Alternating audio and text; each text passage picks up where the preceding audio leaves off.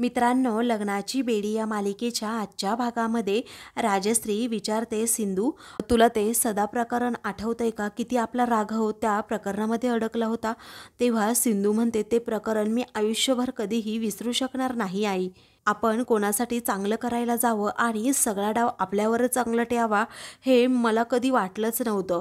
त्यामुळे इथून पुढे कुणालाही मदत करताना किंवा कुणाचीही जबाबदारी घेताना खूप काळजीपूर्वक घेतली पाहिजे असं मला वाटतं. त्यानंतर आता सिंधूला आठवतं की जेव्हा आता त्या प्रकरणामध्ये राघव अडकला होता तेव्हा त्या बाई प्रेग्नेंट होत्या आणि त्याचबरोबर त्यांच्या मुलाला नाव देण्यासाठी मी पुढे सरसावलो होतो. बाईच्या मिस्टरांनी तिला फसवलं होतं. त्यामुळेच घरातील सर्वांचा गैरसमज झाला होता की मी सिंधूला फसवलंय आणि त्याचप्रमाणे सिंधूला फसवून दुसऱ्या बाईबरोबर संबंध ठेवले. हे सगळं काही आता सिंधूला आठवतं.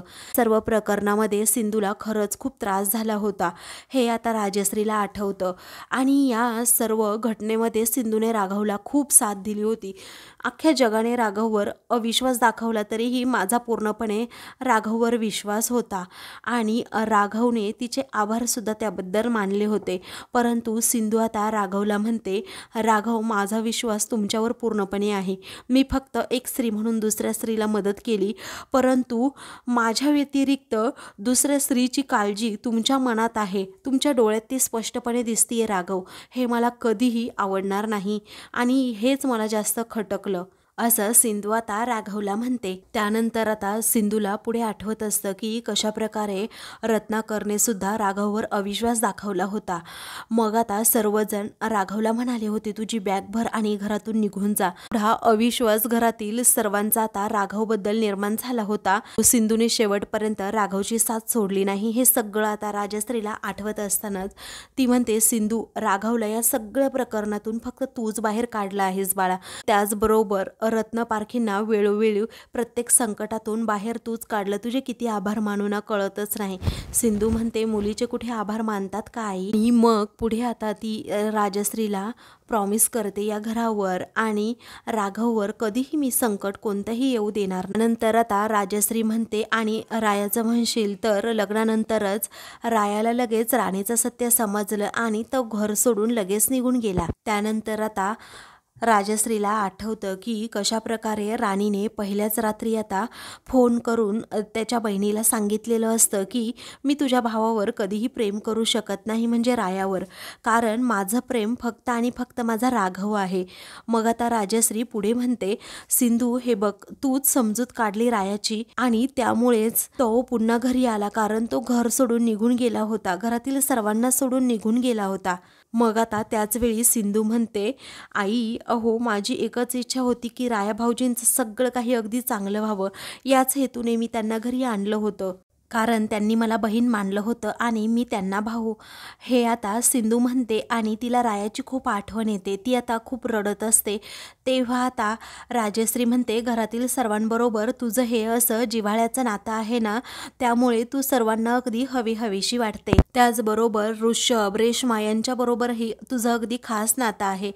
आणि आता वहिनी तर काही विचारूच नको, वहिनी तर तुला स्वतःची मुलगी मानतायत. ऋतुजासुद्धा तुला किती जीव लावतायत आणि राणीचा संसार वाचवण्यासाठी तू किती प्रयत्न केले होते हे तुला आठवतंय का?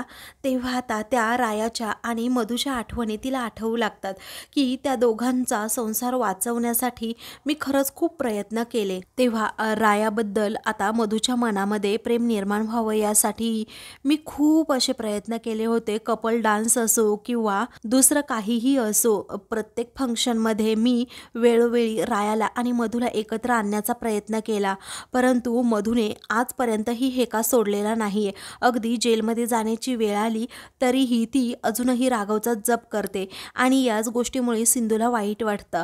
पुढे आता राजश्री सांगू लागते, आणि राखीची तर गोष्टच वेगळी. आज ती बिचारी सुखाने संसार करतीये आणि ती फक्त तुझ्यामुळे संसार करतीये सुखाने. का माहितीये का सिंधू, तू संयमाने एवढी परिस्थिती हाताळलीस आणि वहिनींची समजूत घातलीस आणि आपल्या रजनी वंश त्या सुद्धा आपल्या संसारामध्ये खरंच खूप सुखी आहेत. ते फक्त सिंधू तुझ्यामुळे. तेव्हा रजनी आणि राजीव कशाप्रकारे दोघेही एकत्र आले, म्हणजे सिंधूने त्या दोघांनाही कशाप्रकारे एकत्र आणण्याचा प्रयत्न केला. रजनी म्हणजे राघवची आत्ती आणि राघवची आत्ती व तिचा नवरा म्हणजे राजीव हे दोघेही एकमेकांपासून विभक्त होण्याच्या मार्गावर होते आणि एकमेकांबद्दल त्यांच्या मनामध्ये खूप प्रेम होतं, परंतु काही गैरसमजुतीमुळे ते दोघेही वेगळे होण्याच्या मार्गावर होते आणि सिंधूने कशाप्रकारे त्या दोघांना एकत्र आणलं हे देखील आता राजश्रीला आठवतं, सिंधूलाही आठवतं. आणि मग त्यानंतर अन्वीबद्दलच्या सुद्धा राजश्री आठवणी सांगू लागते की आपली अन्वी म्हणजे तिच्यासाठी तिचा सिम्मा म्हणजे सगळं काही होतं. तुला आठवतं का ग मोठ्यांशी किती उद्धटपणाने आपली अन्वी बोलायची वागायची. एक सांगू का ग सिंधू, तुझ्यामुळेच खरंच तिच्यामध्ये खूप सारे बदल झाले होते. त्यानंतर अन्वीला कशा प्रकारे मी समजवलं होतं हे सगळं काही सिंधूला आठवतं, कारण ती रुक्मिणीला खूप काही बोलायची की आजी तू असं सगळ्यांना कंट्रोलमध्ये ठेवण्याचा प्रयत्न केला ना, अर्पणी तुला कुणीही सांभाळणार नाही, तुझ्याकडे कुणीही बघणार नाही, प्रत्येकाला आपापली स्पेस हवी असते आणि तीच स्पेस तू देत नाहीये, असं ती जेव्हा रुक्मिणीला म्हणायची ना, तेव्हा सिंधू आता लगेच मोठ्यांबरोबर कसं बोलावं हे अन्वीला समजवायचे आणि मग त्याप्रमाणेच अन्वी वागायची, कारण अन्वीला सिंधूचं बोलणं खूप आवडायचं, तिचं म्हणणं पटायचं. त्याचप्रमाणे सिंधूला आता पुढे आठवतं की अन्वी मला नेहमी म्हणायची, सिंधू मामी तू ना खूप छान बोलतेस, खूप छान वागतेस सर्वांबरोबर, पण माझ्या आईची आई आहे ना ती आजी, ती सर्वांशी किती खडूसपणे वागते, किती आगाऊ आहे ती. मग सिंधू तिला समजवायची की तसं नाही आहे, रुक्मिणी आजीसुद्धा खूप चांगली आहे, परंतु त्यांची प्रेम व्यक्त करण्याची पद्धत खूप वेगळी आहे. तेव्हा अन्वी म्हणायची की तरीही त्या आजीबरोबर डील करणं खूप कठीण आहे, कारण अन्वीच्या सारखी ती मिस्टेक काढत असायचे. सिंधूने अगदी एक किस्सा तिला सांगितलेला असतो की गरम पाण्यामध्ये पाय टाकताना आपल्याला खूप भीती वाटते ना, की किती गरम पाणी आहे हे आणि त्या पाण्यामध्ये पाय टाकल्यानंतर आपल्याला कसं वाटेल, परंतु जेव्हा आपण पाण्यात पाय टाकतो ना तेव्हा ते टेम्परेचर अगदी आपल्याला ओके वाटायला लागतं, कारण आपल्या पायाशी अनुरूप ते टेम्परेचर होतं. तेव्हा अन्वी म्हणते मग त्याचा इथे काय संबंध. मग सिंधू हसतच तिला उत्तर देते की माणसांचं सुद्धा तसंच असतं अगं अन्वी, कारण जोपर्यंत आपल्याला त्या माणसांची सवय होत नाही ना तोपर्यंत आपल्याला त्यांच्या स्वभावाचे अगदी चटके बसतात, पण एकदा का त्यांची सवय झाली ना तीच माणसं आपल्याला अगदी छान वाटू लागतात. तेव्हा सिंधूला हे सगळं आठवल्यानंतर ती आता गालातच हसते. मग राजश्री सिंधूचं पुन्हा एकदा कौतुक करत म्हणते की आज आपली अन्वी तिच्या संसारामध्ये सुखी आहे ना सिंधू, ते फक्त तुझ्यामुळे आणि तुझ्यामुळेच. त्यावेळी मी फक्त माझं कर्तव्य केलं आई. आणि अन्वीचं म्हणाल तर ती अन्वी ना फक्त मला माझ्या सावीसारखी आहे, म्हणजे माझ्या स्वतःच्या मुलीसारखी आहे.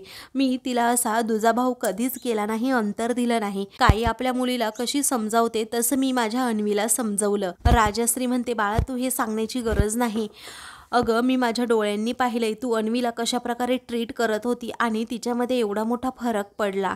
आणि अजून एक सांगू का गं सिंधू तुला, अगं आज ना आपल्या घरामध्ये ऋषभ आणि रेश्मा एकत्र राहतायत ना ते फक्त तुझ्यामुळे.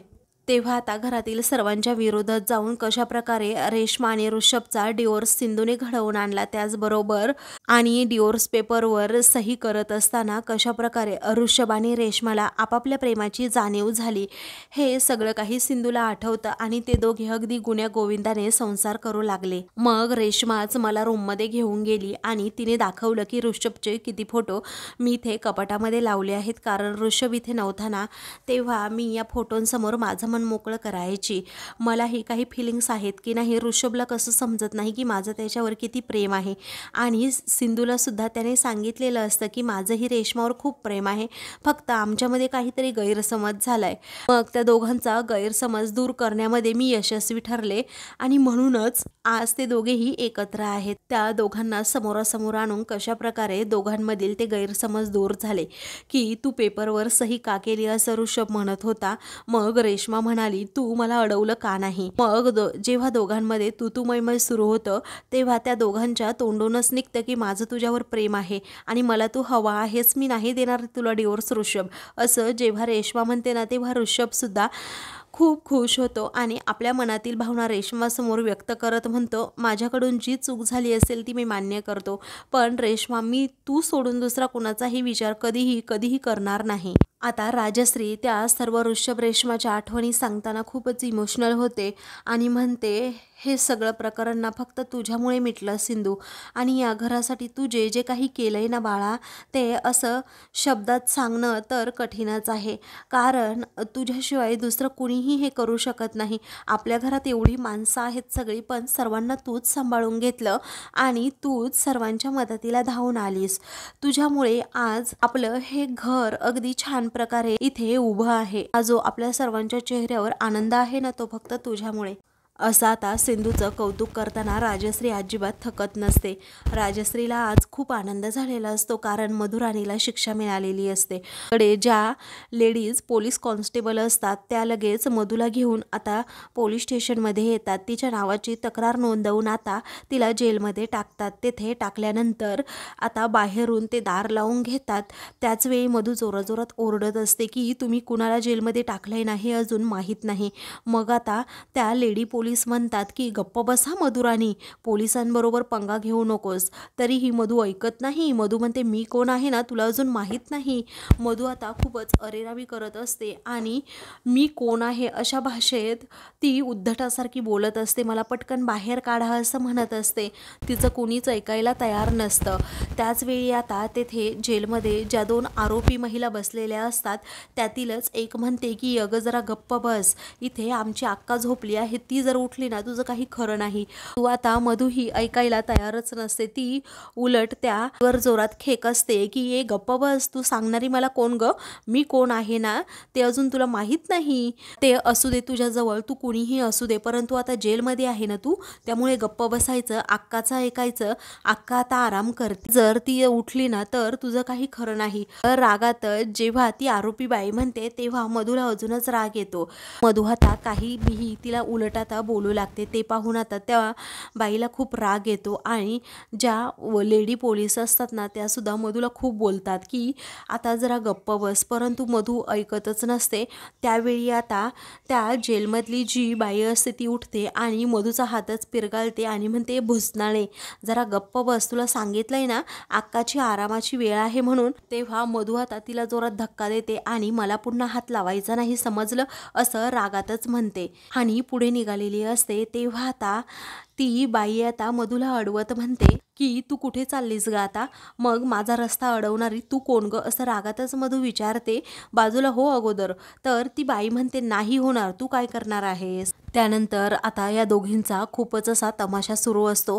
मधू अजिबात ऐकतच नसते. तर आता ती बाई तिला सारखा पकडून ठेवण्याचा प्रयत्न करते. तेवढ्यातच आता अक्का उठते आणि म्हणते की ए तुमचा काय चाललाय गोंधळ, गप्प बसा जरा. आता ती तिच्या तोंडावरचं पांघरून काढते. तर मधू आता प्रचंड घाबरते, कारण ती डोळे वटारून मधूकडे पाहण्याचा प्रयत्न करते. मधू आता लगेच मागे होते. त्यावेळी आता जी दुसरी आरोपी बाई असते ती आता मधूवर हसते आणि म्हणते, जा कर आता अक्काबरोबर सामना आमच्या, अक्का ना खूप डेंजर आहे असं म्हणून आता मधूला अजूनच ती घाबरवण्याचा प्रयत्न करते. मधू आता एकदम गप्प बसते आणि म्हणते, हे काय आता नवीन. त्याच वेळी आता अक्का तिच्यावर जोरात ओरडते की तुला माहीत नाही अजून मी कोण आहे ते. त्यावेळी ये पुढे जरा, समोर ये माझ्या जरा, असं मधूला ती रागातच म्हणते. मधू आता पूर्णपणे घाबरून जाते. काय करावं तिला सुचत नाही, कारण त्या अक्काचं रौद्र रूप पाहून इकडे मधूची पळताभुई थोडी झालेली असते. तेव्हा आता अक्का म्हणते, अगं ये ना पुढे, खाली बस. मधू आता गुपचूप खाली बसते. तेव्हा माझ्या जवळ ये असं अक्का पुन्हा म्हणते. तेव्हा मधू आता तिच्या जवळ जाऊन जरा बसते. आता मधू जेव्हा जशी जवळजवळ जाते ना तेव्हा तसा अक्का तिचा थोबडाच पकडते आणि म्हणते, काय ग 4 बुकं शिकून आलेली दिसतीये आणि चांगल्या घरातली सुद्धा दिसतीये, तरीही एवढा माच करतेस तू. तेव्हा मधूला आता तिचं तोंडच असं पकडल्यामुळे खूप त्रास होऊ लागतो. त्याच वेळी आता अक्का म्हणते, जास्त फाडफाड करायचं नाही इथे, समजलं? इथे फक्त माझेच चालते. तू 4 बुक शिकून आली असशील म्हणून काय झालं, हे इंग्लिश मीडियम, बोल ना पटकन, असं रागातच ती म्हणत असते. पुढे आता अक्का म्हणते, अक्काला फक्त शरण जायचं असतं, कुणीही तुला इथे टच करणार नाही, कारण अक्काला शरण जाणाऱ्यांची ना अक्का झकास अशी काळजी घेते, असं मधूचा जबडा पकडतच ती तिला धमकावत असते. मधूला आता खूप त्रास होऊ लागतो, तेव्हा ती आता स्वतःला सोडवून घेण्याचा प्रयत्न करते, परंतु आता अक्का काही तिला सोडत नाही. त्यानंतर आता मधू ही अगदी स्वतःला सोडवून घेत असते, त्याचवेळी अक्का तिला बाजूला ढकलून देते, त्यामुळे मधू आता जोरातच पडते. आता रडकुंडीला आलेली असते, काय करावं तिला सुचत नाही, आणि म्हणूनच आता अक्का रागातच तिच्याकडे पाहते. अशी ती उठण्याचा प्रयत्न करत असते, साडी सावरून ती आता उठते खरं, आणि त्या अक्काकडे पाहतच राहते.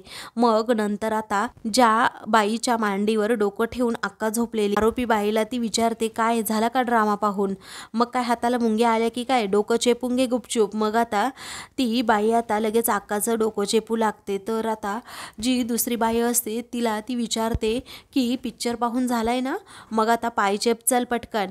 मग आता ती दुसरी शांतपणे पाय चेपू लागते. तेथे आता सगळीकडे अक्काची चांगलीच चालत असते, त्यामुळे आता मधू पूर्णपणे घाबरून जाते. तेव्हा ती म्हणते, ओ माय गॉड, मी कुठे येऊन इथे पडले, माझ्या मम्माला कॉल करायला हवा आणि सगळ्या या परिस्थितीबद्दल सांगायला हवं, मला इथे राहायचं नाहीये, काहीही झालं तरी मला इथून सुटायचंय, असं ती आता मनातच म्हणत असते. इकडे सिंधू आता आपला बेड आवरत असते, त्याच वेळी आता राघव तेथे येतो आणि आल्याबरोबरच सिंधूला पटकन मिठी मारतो. तेव्हा सिंधूला आता जेव्हा तो घट्ट पकडून ठेवतो ना, तेव्हा सिंधू आता ओरडते आणि म्हणते, राघव, अहो तुम्ही काय करताय, हे सोडा बरं, कोणीतरी येईल.